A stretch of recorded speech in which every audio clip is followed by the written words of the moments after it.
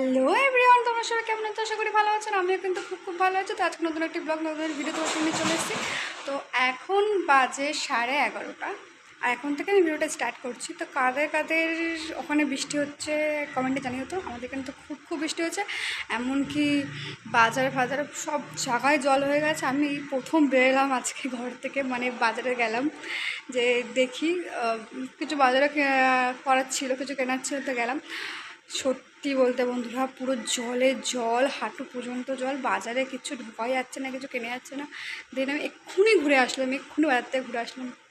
তো কাদের ওখানে বৃষ্টি হচ্ছে অবশ্যই কমেন্টে জানি। আমাদের এখানে প্রচুর পরিমাণে বৃষ্টি হচ্ছে, আর সত্যি করে মানে জল হয়ে গেছে। আমাদের যেখানে খাল আছে, খালটা পুরো ভরে জল উঠে গেছে, আর প্রচুর পরিমাণে জল হয়েছে। বাজারটা একটু নিচু বলে আরও বেশি জল উঠেছে। খুব বৃষ্টি হয়েছে কদিন, আর বৃষ্টি তো রেগুলারই হচ্ছে, প্রত্যেকদিনই হচ্ছে, কিন্তু এই 3-4 দিন একটু বেশি বৃষ্টি হচ্ছে, যার কারণে পুরো সারা জায়গায় জল হয়ে গেছে। আমি বাজার থেকে আসলাম, জাস্ট এসে ভিডিও ব্লগটা আরম্ভ করলাম। কেন জলের মধ্যে সত্যি করে ব্লগ করতে পারিনি, কারণ মানে দেখাতাম যে কতটা পরিমাণে জল।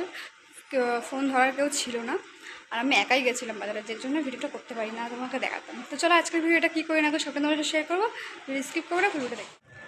বৃষ্টি আমারও ভালো লাগে, বৃষ্টি জানি সবারই খুব, মোটামুটি সবারই খুব বৃষ্টি ভালো লাগে, আমারও বৃষ্টি ভালো লাগে। কিন্তু বৃষ্টির পর যে জল ফল জমে যায়, এটা আর ভালো লাগে না, এটা একদম সত্যি, এটা আর ভালো লাগে না। আমরা কি মানে গরম পড়লে বলি বৃষ্টি দিচ্ছে না কেন, বৃষ্টি দিচ্ছে না কেন, আবার বৃষ্টি পড়লে বলি রোদ উঠছে না কেন, রোদ উঠছে না কেন। এটাই হচ্ছে বাঙালির নীতি। বৃষ্টি দিলে বৃষ্টি পছন্দ না, তখন রোদের প্রয়োজন, আর রোদ উঠলে রোদের প্রয়োজন, তখন বৃষ্টির প্রয়োজন। এটাই হচ্ছে দেখুন, ভালো লাগে বৃষ্টি, আমার খুব ভালো লাগে। কিন্তু এই জল ফল জমে থাকে, এটা একদম ভালো লাগে না। এছাড়া বৃষ্টি আমার খুব ভালো লাগে, ভিজতে ভালো লাগে। বৃষ্টিতে কার ভিজতে ভালো লাগে অবশ্যই জানিও।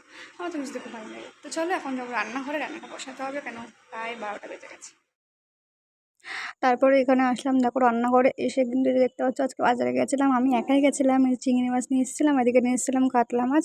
এখন এগুলোকে ধোবো, ধুয়ে পরিষ্কার করবো, দেন বসাবো রান্না, কেন প্রায় 12টা বেজে গেছে। আর বলেছিলাম যে জল হয়ে গেছে, বাজারে যেতেও দেরি হয়েছে, আসতেও দেরি হয়েছে। আর এদিকে বসেছিলাম, এই যে দেখতে পাচ্ছ শাক ভাজা, প্রায় শাক ভাজা হয়ে এসছে। এখন এই চিংড়ি মাছটা ছাড়িয়েছি, এখন চিংড়ি মাছের তরকারি করব, কাতলা মাছ করব, আর হচ্ছে শাক ভাজা তো দেখতেই পারলে হয়ে গেছে। এদিকে চিংড়ি মাছগুলো দেখো হালকা করে ভেজে নিয়েছি, আর এই তোমার কাতলা মাছটাও ভাজা হয়ে গেছে। দেন এখন তরকারিটা করে নেবো। আজকে প্রথমত বাড়িতে অনেক কাজ ছিল, প্রচুর কাজ ছিল আজকে, প্রায় খেতে সেই 4-5টা বেজে গেছে। আর এদিকে দেখতে পাচ্ছ জানলায় কিন্তু হোয়াইট সিমেন্টগুলো দিচ্ছিলো, দেওয়া হয়নি, সেগুলো দিচ্ছিলো। সবাই আমি চান করে উঠেছি, এখন বাজে প্রায় 4:05। আজকে ঘরে প্রচুর কাজ ছিল, শনিবার অনেক কাজ ছিল। ঘর তো একদম গুছিয়ে ঝেড়ে ঠেড়ে একদম পরিষ্কার করে দেন এখন পুজো দেবো। 4টে প্রায় বেজে গেছে, মানে কি 4:05 হয়ে গেছে। এখন চান করে উঠলাম, শনিবার, এখন দেবো পুজো দিয়ে আজকে খেতে বসবো। আজকে প্রচুর লেট হয়ে গেছে খেতে মিনিমাম 4:30 তো বাজবেই খেতে আজকে। তো চলো ভিডিও স্কিপ করো না, ভিডিও। তারপর এখন দেখতে পাচ্ছ রান্নাবান্না কমপ্লিট করে, সব কাজ কমপ্লিট করে এখন কিন্তু বসলাম খেতে। তো আজকের ভিডিওটা আমি এখানেই শেষ করছি, দেখা হচ্ছে নেক্সট অন্য কোনো ব্লগে। ততক্ষণ টাটা, সবাই সুস্থ থেকো, ভালো থেকো, আর যারা সাবস্ক্রাইব করো না, সাবস্ক্রাইব করে দিও। টাটা।